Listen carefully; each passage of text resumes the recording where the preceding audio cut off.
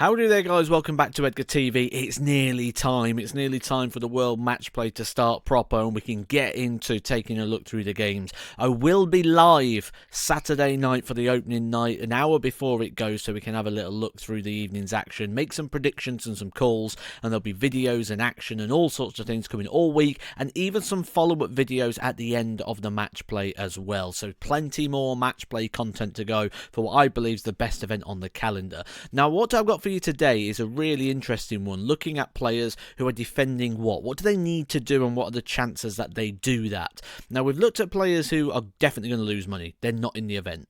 We've looked at players that didn't play in this event a couple of years ago, but there's a lot of big names that didn't perform in this event 2 years ago that get a free hit at this event. Now, I've done this in line with FDI. If you haven't seen them before, go give them a follow at FDI Index at X, and they said Twitter there, but you'll see here just loaded with just loads of facts and information and data. When people ask what sort of my sources for information, this is always one of the first places to go. So go give them a follow as well. They've helped me out quite a lot with some information during the World Match Play. But moving forward, let's take a look. Now, we've got to move backwards a couple of years ago, and the final was Michael Van Gerwen versus Gerwyn Price. Now, it's great making a final, you get that money on your rankings for 2 years, but at the start of this event, Michael Van Gerwen will lose £190,000. Now, that doesn't mean he's got to give the money back. I've heard that question asked a few times. It means it just comes off of his rankings. The reason it's 190,000 is because he's in the event this year, so he's defended 10,000 of it. Should Michael Van Gerwen reach, say, the semi-final and win £50,000, he will actually drop £150,000 off his rankings. So interesting in regards to those players defending the big runs. Also interesting in the fact that they're not likely, according to the data, to do so. Michael Van Gerwen, 7.8% chance of winning the World Match Play. Part of that will be because he's Drew Littler in the first round. Gerwyn Price, 12% chance of defending his £100,000 and only a 5.1% chance of winning the World Match Play. These are based on all the stats and data over the last couple of years. Players who reached the semi-finals, Demitri Vandenberg and Danny Noppert. Demitri Vandenberg would have been one that you look at as a slide had he not won the UK Open earlier in the year. Danny Noppert getting closer now to dropping out of the top 16. He's going to need a bit of a run here. He's losing £40,000 off his rankings should he lose in the opening game. However, 12% chance that he goes on to win, to defend that, and actually a much better chance according to the data and to the draw and the probabilities than Demitri Vandenberg, and that might be because Demitri Vandenberg taking on Martin Schindler in the opening game is a bit of a tricky clash.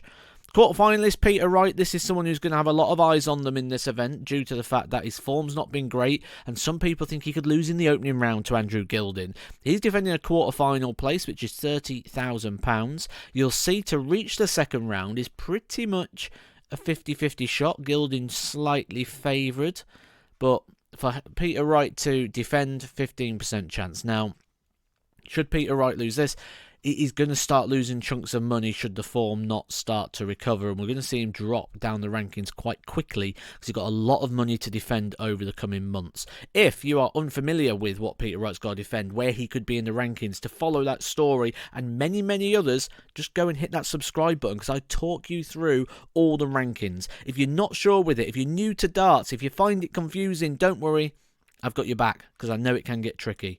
Peter Wright needs a quarterfinal or he's going down the rankings or certainly losing money off of his order of merit.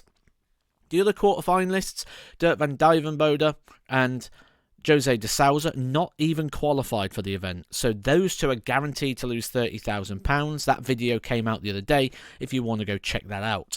Nathan Aspinal, the other quarterfinalist, 40% chance for Nathan Aspinal to defend that quarterfinal. I'm not so sure, you know. I'm not so sure. I don't quite like it. And I think the reason I don't like it is because I actually think he could lose in the opening game. We know he's got that injury. We know he's got issues. We know he's going to be taking time off after the World Match Play. So maybe concerns there for Aspinall. 40% chance he does it, but that's, like I say, raw data and it doesn't take in that personal factor. So I would say I'd be surprised if he defends his 30,000. I think Aspinall could lose some ranking money here. And how long time does he have off? If he has a bit more time off, he's going to lose even more ranking money. Maybe Aspinall could be a slider.